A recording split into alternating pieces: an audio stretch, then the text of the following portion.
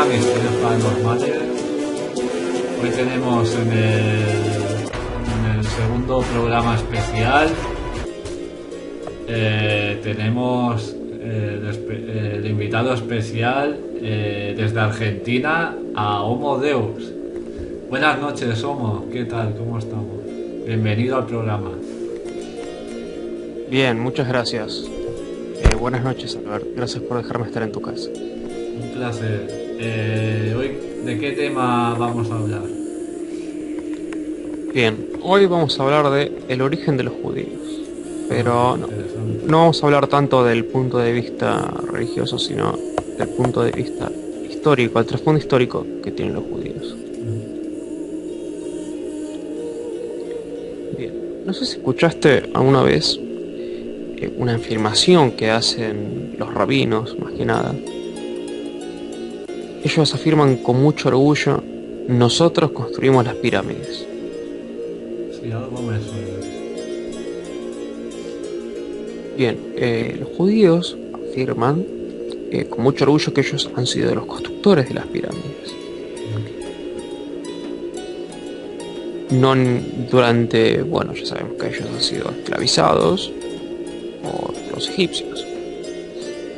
Ahora bien, realmente el pueblo judío ha podido construir obras de semejante envergadura por su cuenta, o realmente ellos han sido simplemente los arquitectos de la obra. Yo creo que no lo han hecho ellos.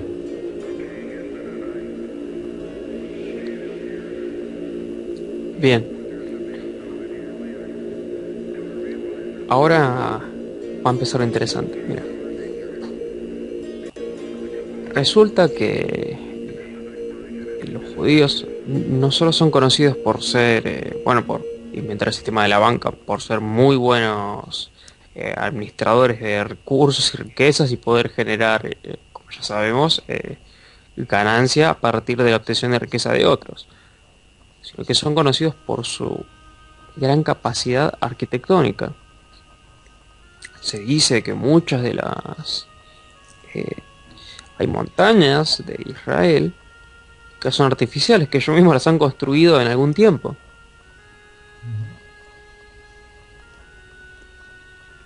Ahora con esto me quiero remontar a un tema del que se habla mucho hoy en día, que es la antigua Sumer. En la antigua Sumer existían unos templos que se llamaban zigurats. ¿Sí? Las zigurats eran unos templos colosales de piedra que se utilizaban para adorar a los dioses. Estos templos siempre había una casta sacerdotal, la cual, manejaba la economía. Sabemos que en la antigüedad la economía, la banca, era manejada por los sacerdotes. Entre esta casta de sacerdotes había una pequeña casta que estaba especializada en algo. Además de tener los conocimientos del manejo de la economía, estaban especializados en la construcción de templos para los dioses. Esta pequeña casta de sacerdotes era ordenada, muchas veces decía por las deidades, a que vaya a cierto lugar y les construya un templo. Para dar un ejemplo, se les presentaba en Lil y les dice: quiero que vengas a este lugar y antes de que se construya todo el asentamiento, construyas mi templo. Se construía el templo y se decía que los dioses vivían en el templo, eran palacios para los dioses. ¿Qué tiene que ver esto con la historia de los judíos? Bien, se habla de que en la antigüedad la casta de expertos constructores de templos había sido responsables de la construcción de una zigurat colosal, la obra arquitectónica más grande de la antigüedad. No sé si tenés idea de lo que estoy hablando. Así hace. Una torre La muy torre grande. de Babel. Así es, la Torre de Babel. Mira. Bien, la Torre de Babel no solo figura en los evangelios aramánicos, sino que también figura en textos y ciertas epopeyas del Cercano Oriente. Los judíos, ellos se adjudican haber sido los arquitectos de la Torre de Babel. ¿Qué quiero decir con esto? Es que hay una importante relación entre ellos y la casta sacerdotal que se encargaba de la construcción de templos. ¿A qué me estoy refiriendo? A que el Consejo de Ancianos, o que se ha mantenido, no digo que sigan vivos, sino que el Consejo de Ancianos, que pertenecía al núcleo de la gobernación de lo que era el pueblo judío, descendía y actualmente es descendiente de la antigua casta sacerdotal de constructores de templos. Ese es el origen de los judíos, pero es algo mucho más profundo y a esto es a lo que me quiero ir. Sabemos que, bueno, no solo en Babilonia hay un cierto contexto histórico que hay que entender, que lo que nosotros llamamos Babilonia no es Babilonia tal cual, sino que ha sido un núcleo y conjuntos de la evolución de asentamientos sumerios. Sí, que estaban en la Mesopotamia y posteriormente se transformaron en lo que era Babilonia. Luego, bueno, ya sabemos de la historia de que el imperio persa y todo lo que sucedió. Se cuenta de que esta casta sacerdotal ha sido la responsable de la construcción de la figura colosal babilónica que ha sido la Torre de Babel. Y bueno, ya conocemos la historia también de que se construye, Dios castiga y les hace hablar a cada uno de ellos una lengua diferente para dividir a los hombres. ¿Qué quiero decir con esto? Esto es una metáfora. Y es una metáfora que hace referencia a que para la construcción de una obra arquitectónica de semejante envergadura se llevó a cabo un plan de esclavitud de proporciones bíblicas. ¿Y a qué lleva? Imagínate que necesitas construir una obra de tal magnitud, entonces vas a necesitar muchísimos esclavos. Imagínate que vos necesitas construir esto solamente con europeos. La cantidad de gente que necesitarías haría que vos tengas personal de muchísimas lenguas a tu disposición. Y esta es la referencia que hace el mito de la Torre de Babel. De que para la construcción de esta obra se llevó a cabo un plan de esclavitud muy grande, que a su vez llevó a la sublevación de esta mano de obra esclava. Y bueno, dividió a los hombres, como dicen, sí, dividió a los hombres porque la casta sacerdotal que gobernaba, que manipulaba a los gobernantes, perdió el poder y tuvo que huir. Y a eso quiero ir. ¿A dónde pueden haber huido?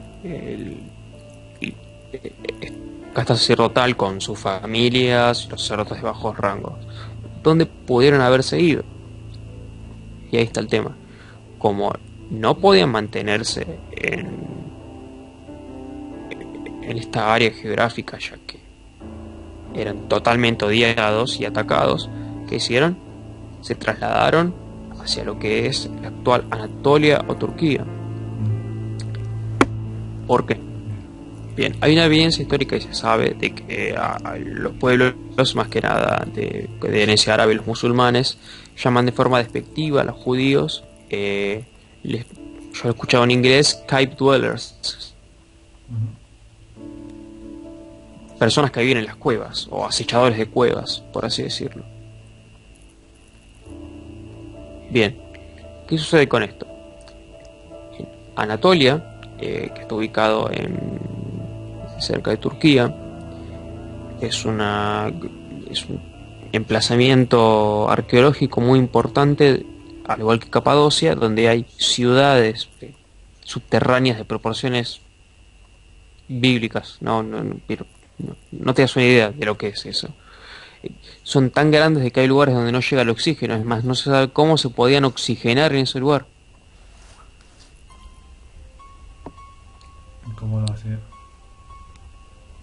No se sabe. Se cree que había tecnología antigua, pero yo lo que creo es que justamente los responsables de esta obra ha sido esa casta sacerdotal que luego ha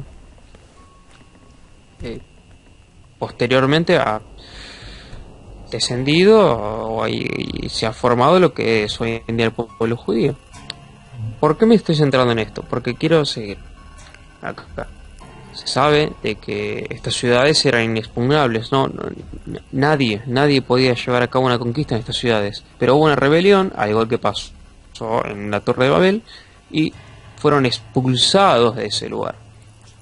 Sin tener ningún lugar para irse, se fueron hacia lo que es actualmente la zona, lo que conocemos el Oriente Cercano, cerca de la zona de Canaán. Como se habían transformado en una tribu de nómades y sedentarios, y antiguamente habían sido una sociedad sacerdotal, como sabemos que el poder se rige por dominio de capital, influencia y asesinatos. Ellos estaban especializados en los asesinatos y se concentraban para poder preservar su número en volverse una tribu similar a lo que podríamos decir los mongoles. Sí. Vale. Ahora bien, cuando me refiero a los mongoles me refiero a que era una tribu, claro, que iba atacaba pequeños pueblos, saqueaba, se quedaba con sus mujeres, se reproducía con esas mujeres para preservar su linaje, para que no descienda y desaparezca su cultura. ¿Sí? Estamos diciendo que esta gente estaba en una extrema necesidad, estaba escapando y estaba tratando de sobrevivir con lo que tenía, con lo que podía. Bien, siguiendo con este hilo de lo que estoy diciendo, que en este entonces el pueblo judío estaba y esta casta sacerdotal de ancianos estaba huyendo, más que nada tratando de sobrevivir, buscando un lugar donde poder asentarse. Y se había degenerado en esta horda de nómadas que atacaban pueblos y saqueaban a sus mujeres. Se dice y se cree de que bueno, sabemos que el imperio egipcio ha sido muy grande, tenía muy buenas rutas comerciales, y los judíos lo que han hecho ha sido atacar constantemente rutas comerciales hasta que el ejército imperial del faraón decidió hacerles mella y bueno, fueron capturados. Pero como es, ellos siempre han sido muy astutos y han sabido manipular el poder a su favor. Se decidieron en acercarse al poder, acercarse a los faraones y proponerles la construcción de grandes obras arquitectónicas para ganarse su favor. ¿Sí? Sí. Algo que me había olvidado, quiero hacer énfasis, es que no sé si conoces la historia de las 12 tribus de Israel. ¿12 o 13? 12 tribus, 12 o 13. Me suena, pero me suena lo de las 13 familias. No sé si tiene algo que ver. Se cuenta que en la antigüedad la nación israelita, el pueblo judío, estaba integrado por 20 tribus. Estas 20 tribus posteriormente con la guerra se transformaron en 12 o en 13. Hay ciertas divergencias en esto. Algunos dicen que eran 12, otros dicen que eran 13. Unos dicen que eran 12 y que la número 13 era la tribu de Baal, la tribu que adoraba a Baal, y que, esto ya lo voy a hablar más adelante, no aceptaron a Yahvé. Pero bueno, continuando. ¿De dónde vienen estos 12 y estos 13? ¿Qué pasa? El judaísmo es una religión, como podemos ver en su símbolo, que es nocturna y es lunar. ¿Sí? Hace referencia a la noche. ¿Por qué? Tiene su explicación. Todas las civilizaciones o las culturas nómadas se han especializado en que la localización a partir de la observación del cielo. ¿A qué me refiero con esto? Estas 20 no eran tribus, eran constelaciones del cielo que actualmente no existen. Y lo que tenemos ahora es, y lo podemos ver en la astrología, son 12 constelaciones. Esto representa a una modificación en lo que es la configuración de la bóveda celeste, y que a su vez está demostrado científicamente que efectivamente, sí, sabemos de que las estrellas se destruyen y se crean, y el cielo ha cambiado. El cielo que han visto hace 2000 años no es el mismo que vemos ahora. Bien, retomando a lo que me estaba refiriendo con no voy a entrar en énfasis en lo que es Egipto, pero porque es algo muy extenso. Voy a saltar al Éxodo. Y en el Éxodo se dice, sí, en el Éxodo hay pasajes donde se cuenta cuáles eran las actitudes que tenían los judíos cuando chocaban con otra civilización. Y no recuerdo bien cuál era no eran los cananitas, era otra tribu. Pero bueno, los judíos se encuentran con una tribu, y Moisés, que estaba liderando al pueblo, les dice, luego que conquistan esta tribu, maten a todos los hombres, tomen a las mujeres y las niñas y encíntenlas a ellas. Algo que es un patrón de comportamiento, bueno, lo vemos en los mongoles, por ejemplo, muy propio de lo que son las tribus nómadas, de asaltadores, por así decirlo.